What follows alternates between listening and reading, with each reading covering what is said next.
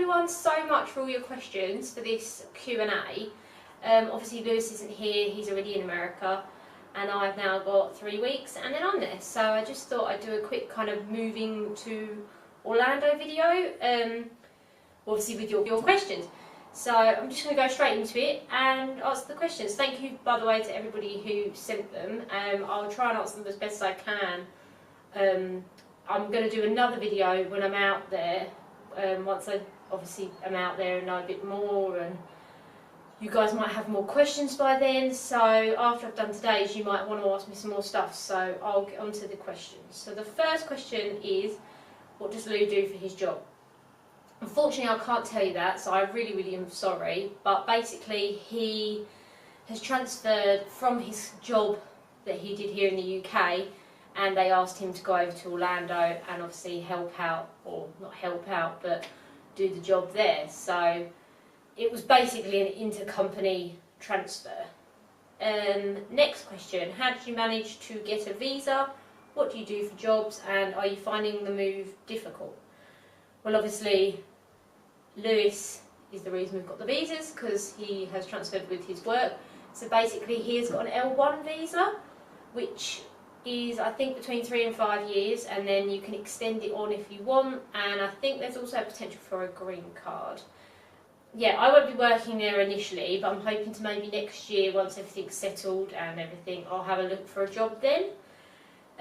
Are we finding the move difficult? Yes. Obviously Lou has been out there now for 4 weeks, and I've still got another 3 weeks, so we won't have seen each other for a really long time. The dog went last week, so I'm literally on my own at the moment. Yeah, it's been really difficult, the whole thing, not just seeing each other, but the fact of everything's really different there to here, which I'll talk about as we go along, because I feel like I'll need more than this one video to kind of tell you about why things are so different. But that's why I'm making this video, because there's not really that many online where people move to Orlando from the UK, and yeah, I'm just hoping that maybe if it helps one of you a little bit to maybe get out there as well. That's what I'm hoping from this. So the next question is, what are the biggest differences in the cost of living over there? Are there things that we should be aware of that are different to that in the UK, such as rent on places, extras like healthcare? Right, I could talk about this subject for at least 10 hours. There are huge differences between here and the UK. Where do I start? Firstly, we are renting, because obviously you need a social security number to build up the credit, and then once you get the credit, then obviously you can buy somewhere. Which out there you need a 3% deposit, which is amazing, so much better than here, but obviously you need the social security card and the credit history and everything before you can obviously buy. So that being that, we are renting. We had to do the usual like you do here, not that we've ever rented here, but we had to put down a deposit and everything. The massive problem that we have is that they don't do wire transfers. No one knows what wire transfers are, and we've done one wire transfer so far, and we got charged £30, or $30, sorry. So it's just really uncommon. So everything's done by cheque, which has been really difficult. Healthcare, again, that is a minefield. Like, I have spent hours upon hours researching. Lewis's work gave us information, because the healthcare is obviously through his work, and you pick, and there's so many different ones, and honestly it's crazy. Like, they give you deductibles and excesses and co-pay. If you have to have an operation, for example, you might have to pay the first $3,000. It's really complicated, and luckily we've got some friends that have helped us and explained it to us, but still I think that's going to take a really long time to actually figure out. Yeah, cars, that's another thing that's really different to here, but I think I've got another question and I might kind of intertwine the two. But there are a lot of differences. The houses are beautiful and massive, and don't get me wrong, you get a lot more for your money, but in Orlando also the rent is quite expensive. So I don't obviously know what a standard rent is here, but you're looking at like $1,500 to $2,500 a month on rent. So yeah, it's quite a lot of money to rent out there. Next question. How do your family feel about you moving away, and what are you most worried about once you're living in Florida? I think our family are okay. They're really excited that obviously they can come out and have holidays with us, and they've already, people have already booked in. This year we are ram-packed of people coming to visit. Christmas we've got people, August, October, November, so actually I think they're okay. Maybe it hasn't hit home yet. Once we go back permanently in November after the wedding and everything, it might kick in then that we're going for a long time. I'm not too sure. Most worried about once you're living in Florida? The heat, that they don't do wire transfers. Don't really know, to be honest. I wouldn't say I'm worried about anything. They are a lot. My thing is with me, I'm very like to be organised. I have like a spreadsheet. I like to have notes and everything. Whereas in Florida, everyone seems to be very laid back. So you might ask someone a question, I don't know, your letting agent, and they might not come back to you for like 3 days, and that really panics me because that's just not me. But I mean, they're just chilled. It's hot. They're relaxing. I don't know. But other than that, I wouldn't really say I'm worried about anything. I might answer that one when I'm there, because at the moment I feel like I'm not that worried. What will be the best thing about living in Florida is the next question. The weather. That we have a pool at our house. That we're half an hour away from Disney. The food. The food also to buy is really cheap. I don't know, Lou said that people go out like 3 times a week out for meals because it's just so cheap out there, so I guess that's kind of cool. Oh, and the biggest thing for me is that I'll be able to spend more time with Lou, because in the UK we both worked in London and we had to leave really early. Lou used to get home at like a ridiculous o'clock. The trains always, there would be delays and everything, so we never really saw each other other than the weekend. So actually for me that's the best thing, that we're going to have more family time, which I think is a big thing that people do in Florida, because the weather's so nice that they tend to want to be home to do stuff as families. So I'm quite looking forward to that. Next question. What was the hardest thing admin wise, visas, etc. did you have jobs secured before applying to move? So second part of the question I'll answer first because it's easy. So basically they offered Lou the job and then they put forward his application for the visa. So it all ties in, I guess, with the first part of the question. So he had the job in writing, then he had to go through a whole process for them even to authorise, maybe is the right word, I don't know, that they will let him go out there. From there we then had to fill out tons and tons of paperwork, and then we had the interview. There was loads of stuff. It took from when we got back from our last trip, so November, to March, I think our visa appointment was. So it's taken a really long time. The hardest thing admin wise was filling out the paperwork for the visas. So we used to get sent paperwork upon paperwork and we literally had no idea what any of it meant. So the people that were helping us were obviously based in America, so then you would email them a question on the form, but obviously time difference, then you'd have to wait like till the next day till you could fill in that bit of the application form, and then, oh apologies, here's the cat, the next part of the application form, and it took us I think a week to fill in one form, because you couldn't ask them loads of questions, you could only ask them one question at a time. It was absolutely annoying as anything. Like, yeah, I'm glad that part's over, but I think once the visa expires you then have to do the whole thing again. So that would be fun. And actually the visa appointment, that was kind of hard. You had to be there before the appointment and then queue outside for about an hour. Then if you didn't have the right paperwork at the right time, you got sent to the back of the queue. Yeah, it was a lot of work. Right, next question. How did you go about finding a property, and how did this differ from renting buying in the UK? Finding the property was fine. We looked online, so like a Rightmove type thing, they've got that. and we kind of looked at ones that we liked and got a gist of how many bedrooms we wanted, the size of the house, pool. So we had our criteria, and then I think I've got another question about kind of this type of stuff, but out there, if you rent your house, it's not one company that looks after the house. So they have these really weird lock things on the doors, like padlock things, and every single realtor has the code for the house. So we just got one woman who took us around to all that, so we gave her a list of every house that we liked, and then she took us to every single one.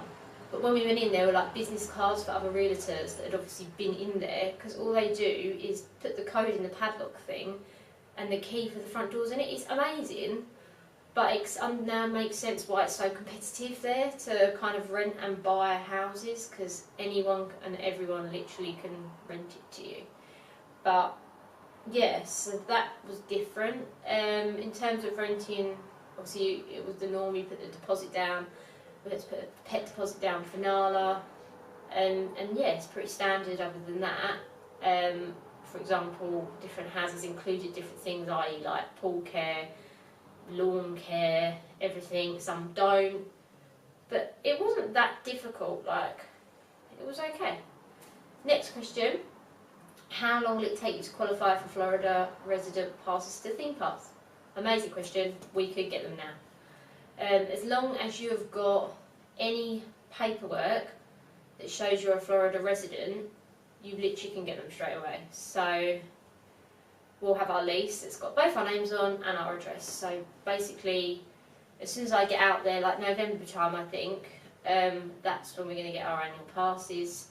You can, Florida obviously you get residents get a discount, and which is better thing that they do for Florida residents, which they don't do for other people, is that you can put down a deposit depending on what pass you're going for, and then pay monthly, or you can just pay off in one bulk. But it's really good that they give you that option. And again, with Universal they do exactly the same, so you get the discount and then you can either pay it for one go, or they do the, what's it called, monthly payments. So that's brilliant. And next question: what was the most unexpected problem you encountered? The car, maybe? I think it might have been the worst one. So basically, with cars out there, if you don't have a credit history, you get stung like, oh, no man's business. So we went to a garage when we was out there on the pre-trip, and they basically said to us, because we didn't have any credit history, and we could put down a massive deposit on a car, but our repayments were going to be like $560 a month, which is like a joke. So we basically decided we were just going to buy a car outright. So we didn't obviously get what we would have got maybe if we were to put it on finance, but that was then what we planned to do. And then once we then started looking, you'd look on like Auto Trader, for example, and it would tell you a car was up for $8,000. So I said to Lou, oh, there's this car, I'll go look at it. Got there, and then they add so much on it, it's like another $3,000–4,000 on top. So every price that's on the website, on the Auto Trader website, the car was like another $3 grand more, because you have to pay dealer fees, you have to pay tax, you have to pay for a tag if you re-register or get a new tag. It's ridiculous. Like, I don't know why they don't just put the main price on, but I mean, I know that's not me moaning, by the way, so please don't get angry at me, but it's just so different to England that was kind of a problem that we encountered. And again, the second problem was when we found the house we wanted and they asked us to put a deposit down, they wanted us to do a check. Now, I couldn't tell you the last time I did a check in England. Like, I found my checkbook actually when we were packing up to move to Florida, so I don't even know when I used it, but that's the only way they would accept the money, and it was going back and forth with us and the letting agents, and they was literally not having it. So in the end, they had to set up this whole system for us just so we could do a wire transfer, but then we got charged $68 or something. But that is one massive problem for us, is that they want checks, but then when you send the check, it then takes 5 days. So for our rent now, once we've sorted it all out, we're then going to have to put the rent out like 6 days before it's due, just so that they can get the check. I would say that's like the most difficult thing that we've had. Obviously Lou has to do his driving test, but that wasn't a problem, it's just another admin thing that we've had to do. Yeah, so that's it. Thank you everyone so much for your questions. If I've missed anything, please let me know. Or if I've missed your question, then obviously ask me again and I can just answer it on Twitter or Instagram. I'm going to do another video when we are out there, maybe, I don't know, in October maybe, once we've settled down, and I might have some more things to share with you that like are really difficult or we've found problems with. Or if there's any time that anyone wants to know anything, please just ask, because I'm more than happy to tell you. But some other things that you just need to remember if you are looking to obviously move out there, you have to have a valid reason to apply for a visa, because I was reading up when we first started applying, and this year they've reached the max of one of their visas already. Like, I think it's a K, it could be, it might not be, but they've already reached the max level of that. If it's an L visa, like Lewis has got, then you need to be a specialist or management, I think it is, or an executive role. So again, if you're going to apply for a visa, just make sure you've got so much backup information and documents to help you get the visa.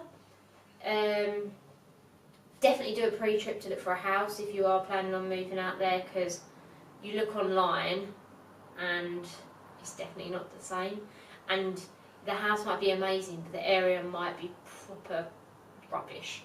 There was some like areas that we went to, like one house looked really nice and the area was full of like students and stuff, so that was definitely like a no-go for us. Cars, obviously, as I explained, just remember the price difference. You can only drive out there for 30 days, I think it is. I don't know if it's different if you're on holiday, but I mean, Lewis only had 30 days to get a social security number, take his theory test and take his driving test. The theory test, if anyone wanted to know, was just a multiple choice, 50 questions. I think you have to get 40 right, because Lewis hadn't got any wrong at 40, he just didn't have to answer any more. And then obviously his driving test was literally in a car park, just driving around cones. And I think they asked him one question, so yeah, that was really easy. I think he was like in and out within half hour. They take your picture there, so you get your driving licence straight away, and it costs like £50 for the whole thing. So I think that's it. I can't think of anything else. If I do, then obviously I'll let you guys know. But yeah, this is my last video, guys, before I go to America. So I go in 3 weeks. Our first full week is in Tampa at Treasure Island, so I will film all of that for you, because my fave place in the world, Taco Bus, is at Treasure Island. If you've been, how good is it? If you haven't been, you need to go. So I'm going to film the Taco Bus, and then you can all see it and then realise why it's so amazing. So we've got Treasure Island for the first week, and then we are going to do Mickey's Not So Scary. We've got Halloween Horror Nights. We'll definitely do Disney Springs a few times. City Walk. I'm sure we'll do other stuff. Like, I really want to do some different things, so if we do, we'll take you along with us. But yeah, this is my last video in the UK, guys. This most probably will be the last Sunday before I go, so I potentially could be going in 4 days. 5 days. 5 days. Oh yeah, also I'm flying premium economy in Virgin. I'm going to try and get in the upper class lounge at Gatwick North, so obviously we'll film that as well, because I'm on my own, so I'm just going to ask and see if they'll let me in, or I can pay, just so that you guys can see something a bit different. So yeah, thanks for watching. Don't forget to subscribe. I literally always wanted to do this. I watch so many videos and everyone does it, and I think it's amazing. So don't forget to subscribe. I'm hoping the button's here, but if it's not, I'm just doing this. And thanks for watching. So I will speak to you soon, and yeah, bye guys.